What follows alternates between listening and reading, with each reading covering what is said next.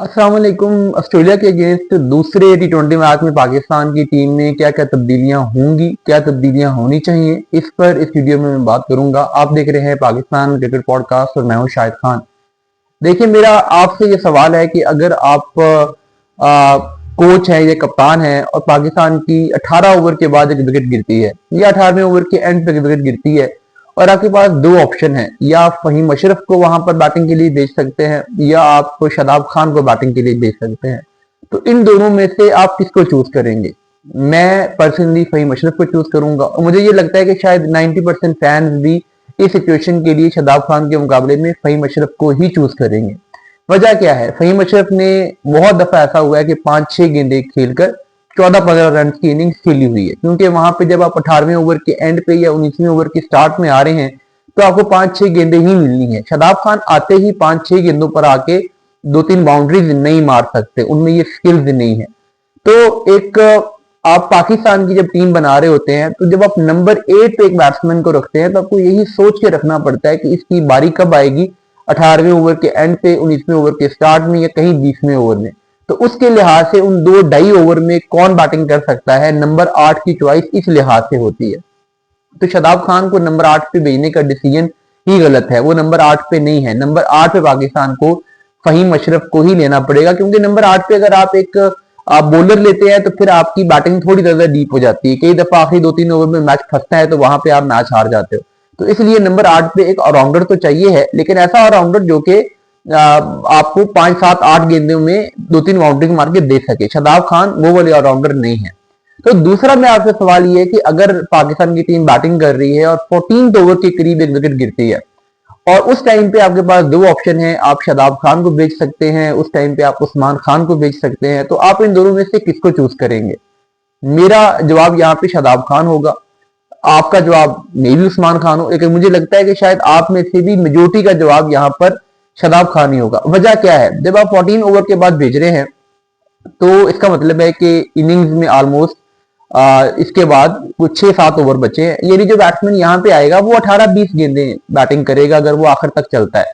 तो शादाब खान अगर वहां पे आते हैं तो वो 5-7 गेंदों पर सिंगल लेने के बाद उसके बाद वो अगली जो 14-15 गेंदे हैं उस पर वो फील्ड को मैनूवर कर सकते हैं, गैप्स निकाल सकते हैं। उनकी ये गेम है कि वो थोड़ा सा अगर उनको टाइम मिल जाए तो वो अच्छी खासी मैनूवरिंग करके अच्छा खासा स्ट्राइक रेट कर लेते हैं। तो अगर वो 18-20 गेंदे खेल जाएंगे तो वो 28-30 रन वहां पे कर जाएंगे। लेकिन उस्मान खान अगर वहां पे आते हैं तो उस्मान खान की गेम क्या है? उस्मान खान या तो पावर प्ले के बैट्समैन है, अब तक पीएसएल में या कहीं पर भी जहां पर वो खेले हैं उनके अगर कोई रन आए हैं तो कहां पे आए हैं, या तो पावर प्ले में आए हैं या अगेंस्ट स्पिनर्स आए हैं।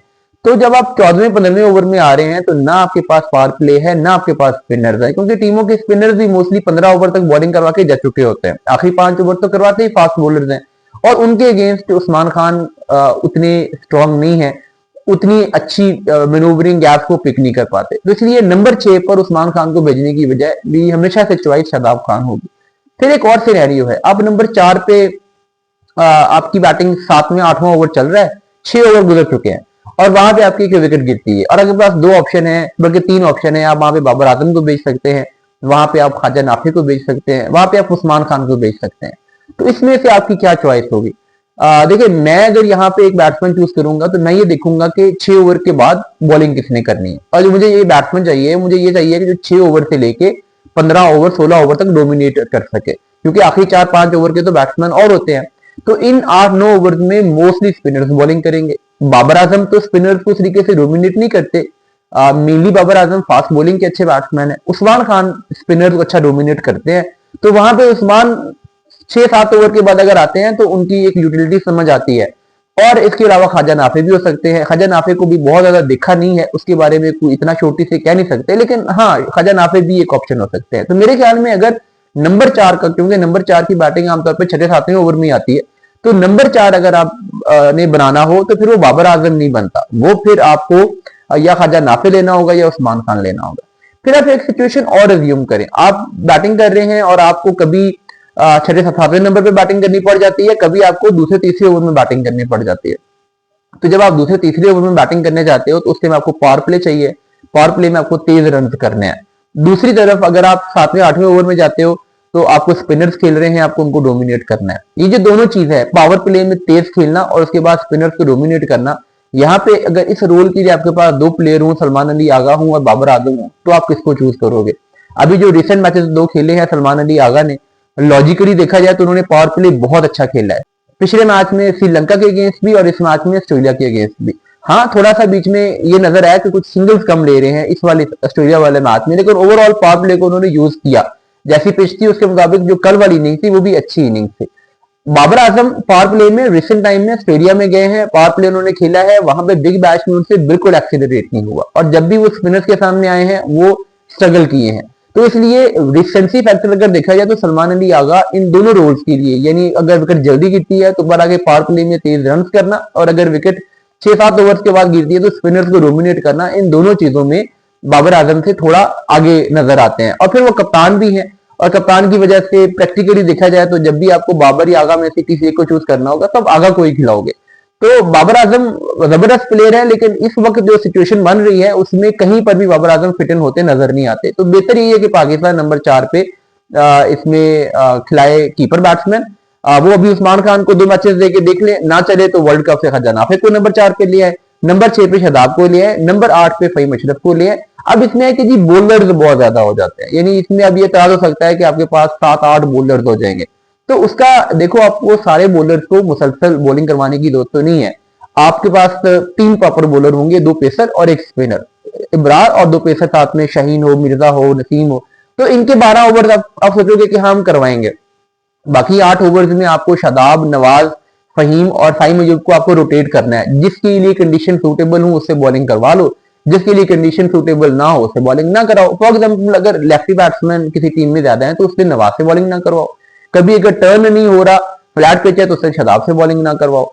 तो इस लिहाज से कभी अगर आपको लगता है कि बॉल रुक रही है, थोड़ी पेसर को हेल्प मिल रही है, तो उस दिन फहीम अशरफ से थोड़े ज्यादा ओवर्स करवा लो। तो वो फिर कप्तान के पास ऑप्शन रहते हैं। तो बैटिंग भी आपकी 8-9 तक चलेगी, बॉलिंग में भी आपके पास ऑप्शन रहेंगे। और ये शदाब 6 पर, फहीम 8 पर और कीपर बैट्समैन 4 पे, ये ज्यादा बेहतर कॉम्बिनेशन है। ये लोग इन नंबरों पे ज्यादा सूटेबल है। अब फखर जमान का बीच में जो नंबर 5 वाला एलिमेंट है वो है, फखर 5 के बैट्समैन नहीं है, अब उन्हें जबरदस्ती 5 पे खिलाया जा रहा है। 5 पे वो खेलते रहे हैं, कुछ थोड़े बहुत रन उन्होंने किए हैं, लेकिन 5 पे कोई बड़ी मैसिव इनिंग्स उनकी नहीं आई, कोई बड़ी मैच विनिंग इनिंग्स उनकी नहीं आई, कोई बड़ा सैंपल साइज जिसकी बेस पे हम कह सके कि हाँ 5 के लिए वो जबरदस्त है, ऐसा कभी कुछ नहीं आया।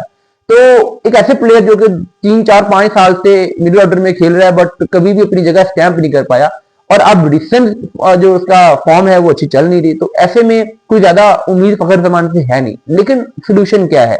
आप कोई ऐसा बैट्समैन लेके ही नहीं गए जो नंबर 5 पे खेल सके। ना आप अब्दुल समद को लेके गए हो, ना आप हसन नवाज को लेके गए हो, ना आप खुशदिल शाह को लेके गए हो, ना आप इरफान न्याजी को लेके गए हो। तो आपके स्क्वाड में तो ऑप्शन बचता ही फखर जमान का है।